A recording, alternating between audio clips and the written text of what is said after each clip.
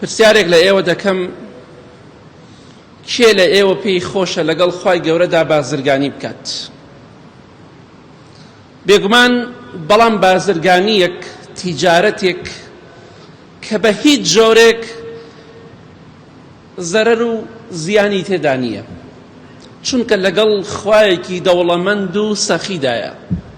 بێگومان وەڵامەکەی ئەوەیە هەمومان پێمان خۆشە لەگەڵ خوادا بازرگانی بکەین. بازرگانیەک کە زەمانی سەتاسەتی هەیە،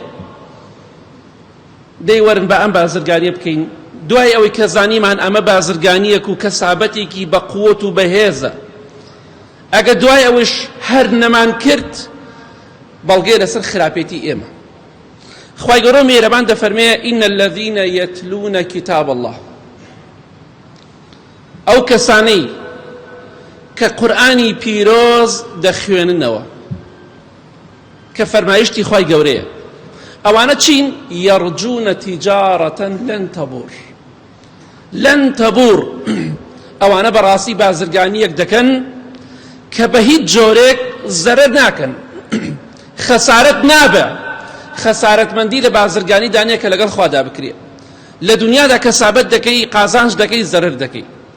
بەڵام ئەگەر ئەو بازرگانیە، ئەو پیشەیە، ئەو کارە لەگەڵ خوای گەورەدا بێ، هیچ کاتێک لەن تەبور، خوای گەورە زەمانی کردو دەفەرمێ هیچ زەرەرێک ناکاو کەسە، بەس قازانجە.